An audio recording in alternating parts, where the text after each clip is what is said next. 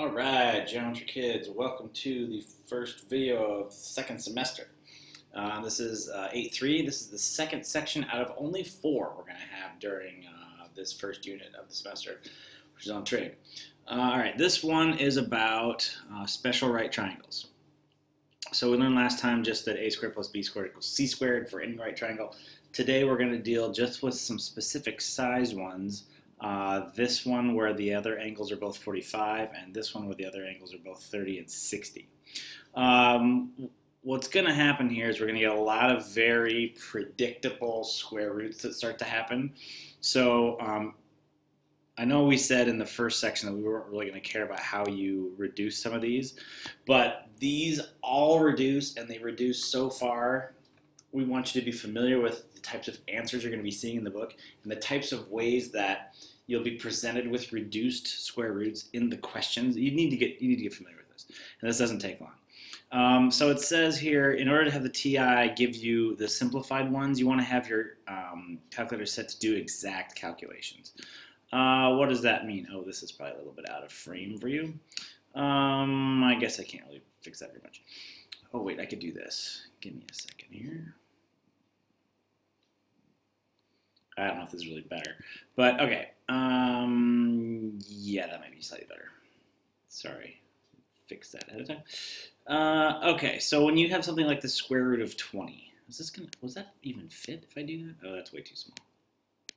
Okay, if I enter something like the square root of 20, oh, why is it doing that?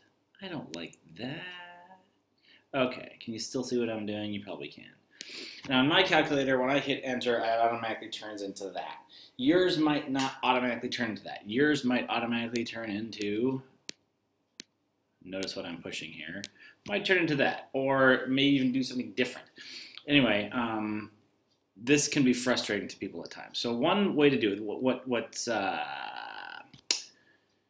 suggested on your notes in front of you is to make it always do this, and I think you're actually going to want to always do this. In the mode I'm in right now, and you can see what just happened there, if I just type that in, square root of 20, I hit enter without doing anything else, it's giving me this in the mode I'm in. To make it do this, notice I didn't have to do anything crazy. It didn't take long. I just did square root of 20, and then I just hit control before I hit enter, so it's actually using this little wiggly approximation equals. That's what gives me the decimal. But most of the time, if I don't do that, if I just go square root of 20 and hit enter, boom, it gives me this simplified square root thing, which is actually, I don't know, probably more informative in terms of what you're going to want this unit, and probably next year and following. Anyway, so to be in this mode, because some of you may have changed it so that the mode is always doing this, you go to, oh gosh, can I remember, Doc, Settings and Status, so that's under 7, and I get here to Document Settings. The thing we're talking about here is Calculation Mode. Now I'm set in Auto. On the notes it tells you to change to Exact. I think for this, Auto and Exact would give you the same results. Approximate will always give you decimals, and some of you may have set it to be approximate. It's saying let's go exact in the notes, so fine. I could make that default so it changes all my documents that way. It's probably a good idea. Yeah, great. So now when I go square root, I don't think it's going to be different. Square root of 20, now when I do that, it's still going to give me this. If I still want the decimal in exact mode, I can still go control, enter, and it'll still give me the decimals. Okay, great. So write this in simplified radical form. All right, so they want this. What did you get on your calculator when you entered square root of 20? I got 2 times the square root of 5. All right, the 7 times the square root of 98. All right, let's do that one. 7 times the square root of 98. I get 49 times the square root of 2. Great. And there's really no thinking involved in this. You're just supposed to enter this on the calculator and see what you get. 49 times the square root of 2. Did I do that right? And 4 over the square root of 60. That's kind of tricky to enter unless you can see it as a fraction like this. So to get this, I want control divided by, and I get that. What was it? 4 over the square root of 60. Here we go. 4 over the square root of 60. I like that because then I can see that it looks like the way I wanted to enter it, and it didn't do something funky. 2 squared root 15 over 15. That shouldn't scare you. That's just the way that is. You got a lot of that kind of stuff in Algebra 1 when you're doing quadratic formula. And make sure you write it exactly like you see it. Now, do your answers always have to be in this format? No. We would accept, whoops, don't put that little thing in there, I was just trying to point. We would accept an answer like this or an answer like this for the final answer on a problem. The thing is, though, you're going to be presented with problems where they give you stuff like this. We just don't want you to be allergic to those. And this is how you convert it in the calculator. Now, from the calculator, there's no way to go from here to here. But you'll see that there's really no point in doing that if you can go the other way. Okay, first kind of special right triangle. This is the one we're going to call the 45, 45, 90, if you saw back on this page. It's this first one we talked about there. Okay. It's related to square. So if you notice we have a square here, all the sides are marked as the same. If you split the square this way, we get 2 right triangles. And not only are they right triangles, since this came from part of a square, those sides are congruent, the ones that meet at a right angle. So it's not only is it a right angle, but a right triangle, but it's isosceles. Oh, this is really small today. All right. And of course, it's a right triangle, so we call that an isosceles right triangle. Or if you want to talk about the angles in there, those other angles have to be 45 degrees. Remember, in the ITB, those angles have to be the same. All 3 have to add up to 180. This one's 90, so these guys have to be 45.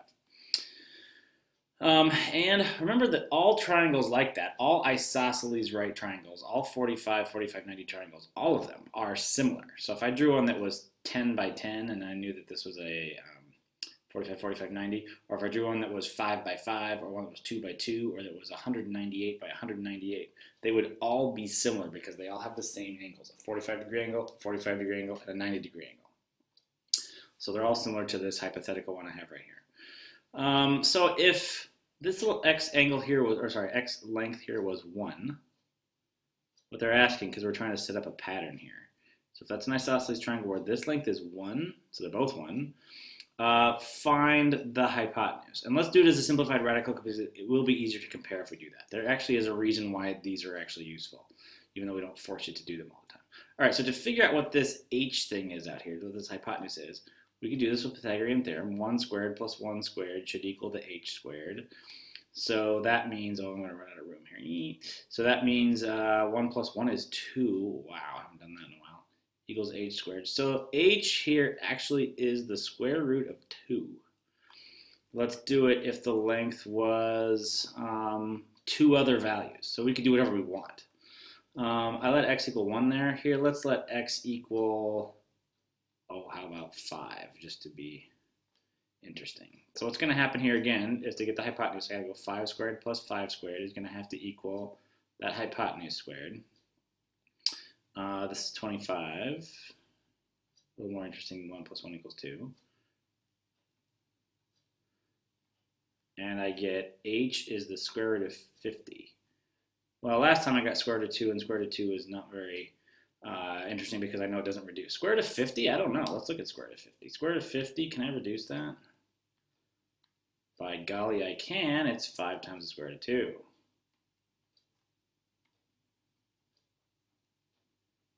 Okay, let's try another one. Let's see if we can get a pattern here. Different number. Oh, roll the dice. What do we get? Oh, how about something really funky like 12? So 12 squared. Those are the sides of the right triangle. I have 2 of them that are identical, and that's what's kind of special about this one here, is that since we have isosceles right triangles, they're always going to be in this format when we get to this step in the algebra. Something squared plus that same thing squared, because we're talking about this kind of triangle, equals a hypotenuse squared. We're trying to compare this hypotenuse to those 12s. So I get 144 each time. So that's 288.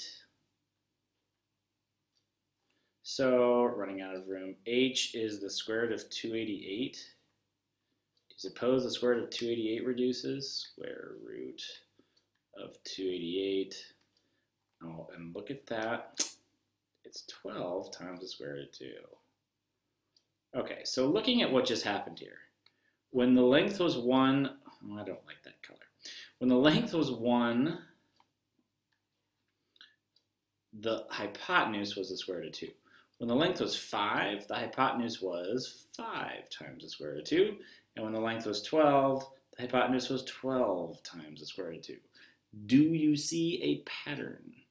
Can you see a pattern? If so, complete the theorem below. If not, keep investigating. The theorem below is right here. In an isosceles right triangle, the hypotenuse is times as long as a leg. Well, every time we did this, the hypotenuse was how many times longer than that? Or what's the pattern here? Well, if you haven't noticed, you can go back and rewind and watch this again. The hypotenuse is always, we'll take whatever that leg was originally and multiply it by the square root of 2.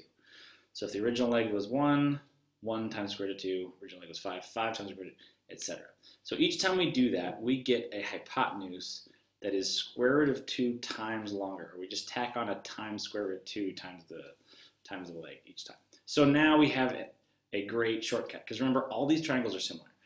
So if this one's 72, I know that one's 72. X here is just, well, you take that 72, and the rule we just figured out was you tack on a times square root of 2. Done. No Pythagorean theorem needed. It's going to always work out that way. If we know it's a 45, 45, 90, like this. And it was marked. Here, this is X also. Great. So I know that the rule I just discovered here is that this 13 square root of 2 is going to be square root of 2 times longer than these legs. So I know that if I took X times the square root of 2, I should get 13 times the square root of 2. This one is backwards, or kind of, a different order from what I was given here. Here I knew the side was 72, the leg was 72, I know this is square root of 2 times longer.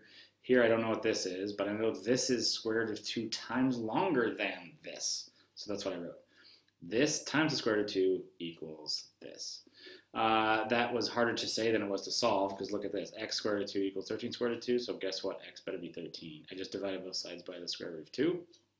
Don't let that get you all flustered. It's just dividing by square root of 2 as if square root of 2 is another variable or pi or something.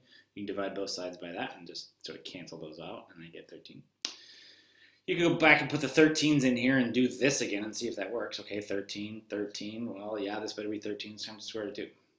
Same kind of thing here. X, this ought to be x times the square root of 2. So I know that x times the square root of 2, that is the hypotenuse. That here, though, is 10. Okay, this one's a little uglier because I can't just cancel out the square root of 2. But it's just uglier in terms of algebra. Again, I'm going to divide both sides by the square root of 2. I get that. 10 over the square root of 2, perfectly acceptable answer, but you won't see that in the book.